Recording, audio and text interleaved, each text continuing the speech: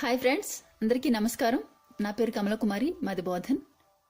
Friends, మనం Ruth మాంట్గోమరీ గారి strangers among అస్ walk-ins రహస్యంలోంచి ఉన్నత జ్ఞానాన్ని స్వీకరిస్తూ ఉన్నాం. శక్తిని మళ్లించడం. రద్దీగా ఉండే పార్కింగ్ ప్రదేశాలు ఖాళీ చేయాలని గాని, లేక ఖాళీగా ఉన్న పార్కింగ్ ప్రదేశాలను వాహనాలతో నింపివేయాలని గాని అనుకుంటున్నారా? మేఘాల నుండి వర్షాన్ని కురిపించాలని అనుకుంటున్నారా? మీ స్నేహితుల అనారోగ్యాన్ని స్వస్థపరచాలని అనుకుంటున్నారా? అద్భుతమైన ఆరోగ్యంతో ఎల్లకాలం జీవించాలనుకుంటున్నారా? ఆకర్షణీయమైన పుష్పాలను ఉత్పత్తి చేయాలనుకుంటున్నారా? సంకరజాతి కూరగాయలను లేదా అధిక ఉత్పాదకత ఇచ్చే కూరగాయలను సృష్టించాలన్న ఆలోచన ఉందా? అయితే వెంటనే శక్తిని ఉపయోగించడం నేర్చుకోండి. గైడ్స్ చెప్పినట్లుగా మనమంతా అక్షయపాత్ర లాంటి శక్తి అనే సముద్రంలో మునిగి ఉన్నాం. అందువలన ఈ శక్తిని ఎలా ఉపయోగించుకోవాలో తెలుసుకుంటే చాలా సులభంగా అద్భుతాలను సృష్టించగలుగుతాం. ఇది ఎంత స్పష్టమైనదంటే భూమికి ఆకర్షణ శక్తి ఉండడం ఎంత సత్యమో ఇది కూడా అంతే స్పష్టమైనది. కానీ ఈ సూత్రాలను మనం సమర్థవంతంగా అర్థం చేసుకోవాలి. ఇప్పుడు ప్రాథమిక సత్యాలలో కొన్నింటిని పరీక్షించడం ద్వారా వాటి యొక్క పనితనాన్ని నిరూపించవచ్చు. కక్ష్య మార్పు సమయంలో సంభవించబోయే పరిణామాలను ఎదుర్కొనడానికి మనల్ని మనం అన్ని విధాలా సంసిద్ధం చేసుకోవాలి.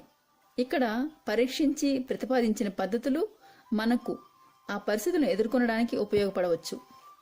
ఒక మేఘంపై ప్రయోగం చేయడం ద్వారా వర్షాన్ని కురిపించడంలో మనం ఈ పద్ధతులను ప్రారంభిద్దాం. కొన్ని వేల మంది ఈ నైపుణ్యాన్ని కలిగి ఉన్నారు. కేవలం మీరు నమ్మితే ఇది పనిచేస్తుంది. ప్రొఫెసర్ చార్లెస్ హెచ్ హ్యాప్గుడ్ ఎన్నో శాస్త్రీయ గ్రంథాల రచయిత. వాటిలో ఒక పుస్తకానికి ఆల్బర్ట్ ఐన్స్టీన్ గ్రంథ పరిచయం రాశారు.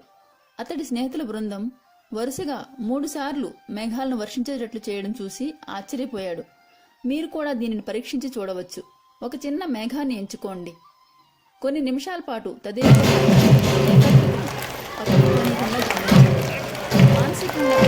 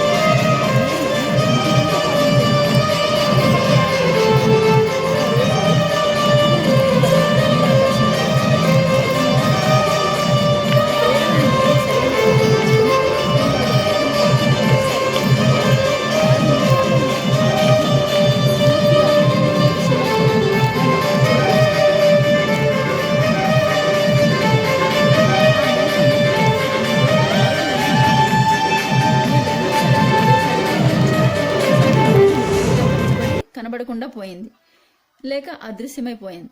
అప్పటి నుండి నేను ఆలోచన శక్తిని లోతుగా అభినయం చేయడం ప్రారంభించాను. నేను ఒక గ్రాఫిక్ ప్రదర్శన ద్వారా మానవుడి ఆలోచనలతో భౌతిక విషయాలను మార్చవచ్చు అని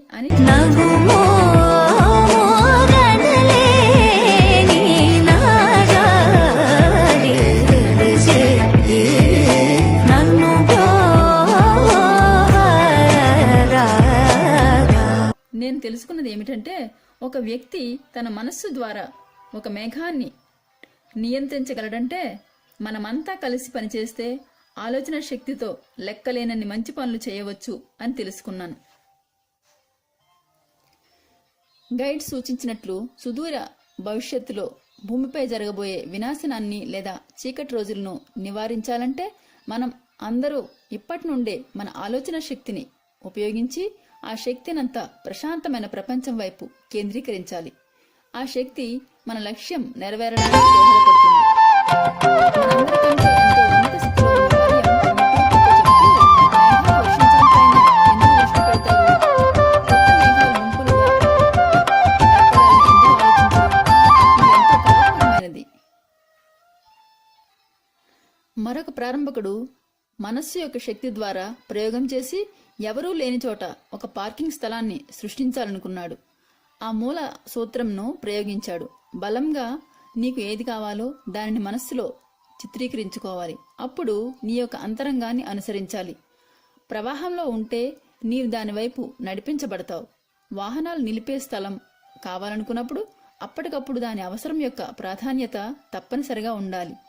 నీ గమ్యానికి దగ్గరగా ఉండే ఒక ప్రాంతంపై నీ దృష్టిని కేంద్రీకరిస్తే పార్కింగ్ స్థలం అక్కడ నీ కోసం సృష్టించబడుతుందని తెలుసుకుంటావు. నీ శక్తిని అలాగే పంపిస్తూ ఉండు. ఆ ప్రదేశం నీది కాకపోయినప్పటికీ నీవు అక్కడికి సమీపించే కొలది అక్కడ నీ కోసం ఏదో ఒక వాహనం ఖాళీ చేయబడుతుంది. లారా ప్రతిరోజు పార్కింగ్ ప్రదేశం కోసం ఈ సూత్రాన్ని ప్రయత్నిస్తుండేది.